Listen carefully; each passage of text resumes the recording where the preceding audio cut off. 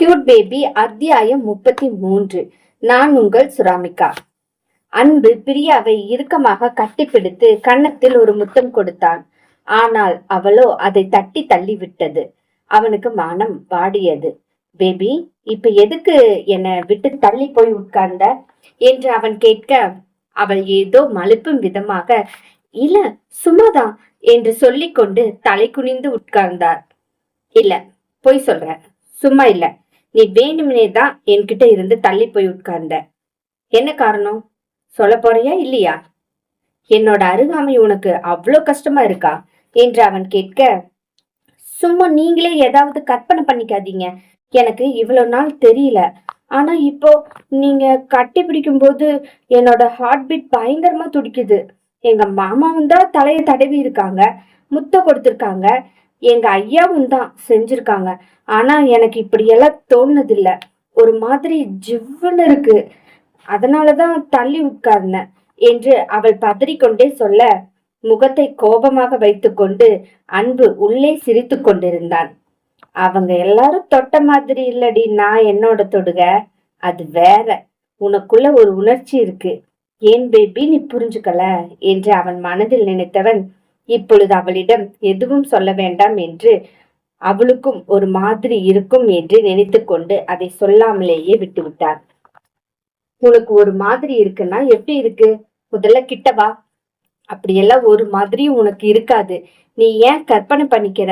எந்த மாதிரி இருந்தாலும் என்கிட்ட சொல்லு, நான் பாத்துக்கிறேன் என்று அவன் சொல்லிக்கொண்டே அவள் அருகில் இருந்து அவளை கட்டி அணைத்தான்.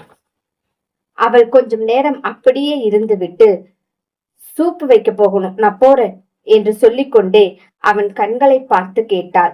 அவனும் தலையாட்ட அவள் எழுந்து கிச்சனுக்குள் நுழைந்தாள்.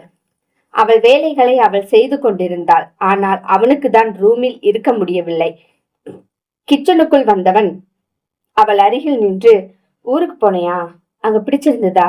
நம்ம வீடு எப்படி இருந்தது என்று அவன் கேட்க, அவள் சமைத்து கொண்டே இருந்தவள், உங்க வீடு ரொம்ப பிடிச்சிருந்தது. உங்க அம்மா ரொம்ப சாஃப்டா இருக்காங்க, நல்லா பேசினாங்க. எனக்கு அந்த இடமே ரொம்ப ரொம்ப பிடிச்சிருந்தது. அங்க போய் முழுசா தங்கணும்னு ஆசை இருக்கு என்று அவள் சொல்ல, 3 நாள் என்ன, நிறைய நாள் நம்ம வீட்டுக்கு போய் நம்ம தங்கலாம் நம்ம அம்மாவோட என்று அவன் அழுத்தி சொன்னான்.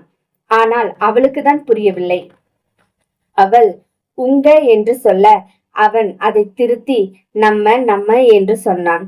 அது அவளுக்கு புரிந்திருந்தால் நன்றாக இருந்திருக்கும். பிரியாவை மேலிருந்து கீழ் வரை பார்த்தவன், ஆமா, நீ எப்பொழுதும் சேலை தான் கட்டியிருப்ப, இப்ப என்ன சுடிதார் போட்டிருக்க? ஓ அதுவா, நான் உங்க வீட்டுக்கு போயிருந்தேன்ல, அப்ப வேற துணி எடுக்காம போயிட்டேன். அங்க போய் சேர்ந்து சேர்ந்து மாத்துறதுக்கு துணி இல்லாம அந்த அக்காவை போய் வாங்கிட்டு வர சொன்னேன். அந்த அக்கா இந்த ட்ரெஸ்ஸ வாங்கிட்டு வந்தாங்க. இந்த ஒரு ட்ரெஸ் தான் இருக்கா என்று அவன் கேட்க, இல்ல, நீங்க எனக்கு துணி வாங்கி கொடுத்ததையும் அதையும் தான் போட்டுட்டு இருக்க. இன்னைக்கு இதை போட்டிருக்க, அவ்வளவுதான். உனக்கு சுடிதார் போட்டு பழக்கம் இல்ல, அப்புறம் எப்படி சகஜமா இதை போட்டு இருக்க? யார் சொன்னா எனக்கு சுடிதார் கட்டி பழக்கம் இல்லைன்னு? நான் சுடிதார் தான் போடுவேன். வீட்டுல எங்க அத்தை தான் கல்யாணத்துக்கு அப்புறம் சுடிதார் போடக்கூடாது, சேலை கட்டுன்னு சொன்னாங்க. அதனாலதான் சேலை கட்டியிருக்கேன். இங்க அங்கேன்னு போக சேலை செட் ஆகாது, அதனாலதான் சுடிதார் போட்டேன். வேணும்னா இன்னையிலிருந்து வேணா மாத்திக்கிறேன் என்று அவள் சொல்ல, அவன் அவள் அருகில் நெருங்கி நின்று, கொன்னுருவேன், இனிமேல் சேலை கட்டுனா பிளீஸ், சேலை கட்டினா தேவதை மாதிரி தான் இருக்க, ஆனா அத நான் மட்டும்தான் பார்த்து ரசிக்கணும், அடுத்தவங்க இல்ல. இனி சுடிதார் போடு, இதுவும் உனக்கு நல்லா தான் இருக்கு, உனக்கு கம்ஃபர்டபுளா இதுதானே இருக்கு, அப்புறம் ஏன் மாத்துற? உன்னோட அத்தைக்காகவா? இதுல என்ன இருக்கு? அவங்க ஆசைப்பட்டு கேட்டாங்க, அதைத்தான் நான் செய்யறேன். அதுல ஒரு தப்பு இல்ல. பெரியவங்க ஆசைப்பட்டு கேட்கும் போது தாராளமா நம்ம செஞ்சு கொடுக்கலாம். அவங்கதான் ஆசைப்பட்டாங்க உன்னோட மாமா கூட நீ வாழணும்னு. அப்ப அவன் கூட வாழாம ஏன் என் கூட வாழ்ந்துட்டு இருக்கிற? அது மட்டும் கரெக்டா? அன்பை நிமிர்ந்து பார்த்தாள். இப்ப என்ன சொல்ல வரீங்க? நான் தப்பான பொண்ணுன்னு சொல்ல வரீங்களா என்று அவளும் கேட்க, அவனும் அவள் இரு பக்க சுவரிலும் கை வைத்து அவளை இன்னும் நெருங்கி நின்றவன், நீ தப்பான பொண்ணுன்னு நான் சொல்லல, உன் மனசுக்குள்ள என்ன இருக்குதுன்னு சொல்லுன்னு சொல்றேன். நீ என்று ஆரம்பித்தவன் அப்படியே பேச்சை நிறுத்தி கொண்டு அந்த இடத்தை விட்டு நகர்ந்து, என்ன சொல்ல வந்தீங்க, அதை சொல்லிட்டு போங்க. அம்மா தாயே, ஒண்ணுமே சொல்ல வரல. நீ சீக்கிரம் சமைச்சேனா அம்மாவை பார்க்க போகலாம். பிளீஸ் கொஞ்சம் சீக்கிரம் சமையல் செய் என்று சொல்லிக்கொண்டு அவன் ரெடியாக சென்றான். அவளும் சமைத்து முடித்து கொண்டு ரெடியாகி வெளியே வந்தவளை பார்த்தவன், போலாமா என்று கேட்க, சரி என்று தலையாட்டி கொண்டு அவன் பின்னால் நடந்தாள். போகும் வழியில் பாட்டியை பார்த்து பாட்டியிடமும் சொல்லிக்கொண்டு அவள் வெளியே வந்தாள். வழியில் எல்லோரும் அவளிடம் பேசினார்கள். எல்லோருக்கும் அவளை தெரிந்திருக்கிறது. ஆனால் தன் மனைவியாக இல்லை, வேலைக்காரியாக. அவன் பாட்டுக்கு புலம்பிக் கொண்டே வந்தான். இங்க இருக்கிற எவனுக்குமே அறிவில்ல. இது எப்படி இவ்வளவு ரிச்சா இருக்கிற பொண்ணு வீட்டு வேலை செய்யறான்னு எவனாவது யோசிச்சானுங்களா? அவளை பார்த்த வேலைக்காரி மாதிரி இவனுக்கு தெரியுதா? அவனுக்கெல்லாம் அறிவே இல்லை போல. இவள் சொன்னா எல்லாரும் தலையாட்டி கேட்கிறாங்க. இவள் வேலைக்காரி இல்ல, என்னோட மகாராணின்னு நான் யார்கிட்ட சொல்றது? எல்லாம் இவளை வச்சு கொடுக்கிற இடம் என்று திட்டிக் கொண்டே வந்தான். அவள் காரில் ஏறி உட்கார்ந்தவள், இவன் ஏதோ புலம்பிக் கொண்டிருக்கிறான் என்று தெரியும். ஆனால் கோபமாக இருக்கிறானே என்று எதுவும் பேசாமல் அமைதியாக இருந்தாள். கார் அதிவேகமாக செல்ல கொஞ்சம் நேரம் பொறுத்து கொண்டவள் மெல்ல அவனை பார்த்து, ரொம்ப பயமா இருக்கு, கொஞ்சம் மெதுவா ஓட்டுங்க. எதுக்காக இவ்வளவு ஸ்பீடா ஓட்டுறீங்க? எங்க மாமா இப்படியெல்லாம் ஸ்பீடா போகவே மாட்டாங்க. நான் ஒன்னும் உன் மாமா கிடையாது. உன் மாமா மாதிரி எல்லா வேலையும் செய்யறதுக்கு. நான் வேற, அவன் வேற. நான் இப்படித்தான். நல்லா தானே பேசுறீங்க, இப்ப எதுக்கு திடீர்னு கோபப்படுறீங்க? நீயும் நான் வந்தப்ப நல்லாதான் பேசின, மரியாதை இல்லாம பேசினாலும் நல்லாதான் பேசின. ஆனா இப்போ மரியாதை தர பேர்ல என்னை போட்டு கொல்ற. உன்கிட்ட நான் மரியாதை கேட்டனா என்று அவன் கேட்க, நீங்க எவ்வளோ பெரிய ஆளு, என்னோட அத்தனை விஷயங்களுக்கும் நீங்க தான் ஓனர். அதுக்கப்புறம் உங்களுக்கு மரியாதை தரவில்லை என்றால் உங்களுக்கு கோபம் வராதா? போது பிரியா, உன்னோட மரியாதையால நான் ஒரு ஸ்டெப் பின்னாடி நிற்கிற என்றான். அவள் எதுவும் பேசாமல் அமைதியாக உட்கார்ந்து கொண்டாள். அவன் போய் ஹாஸ்பிட்டல் முன்னால் காரை நிறுத்த அவள் காரில் இருந்து இறங்கினாள். அவள் பாட்டுக்கு நடந்து உள்ளே செல்ல அவன் அவளை பார்த்து, திமிருடி உனக்கு, எவ்வளவு திமிரா போற?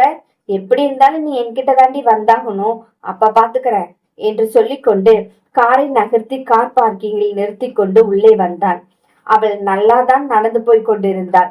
இவ்வளவு ஃபாஸ்டாக காரை நிறுத்தி கொண்டு ஃபாஸ்டாக நடந்து வந்து கொண்டிருக்க அவள் முன்னால் போவதை பார்த்து அவனும் அவளுடன் செல்ல அவள் உள்ளே போனவள் டக்கென்று தான் கொண்டு வந்ததை வைத்தாள்.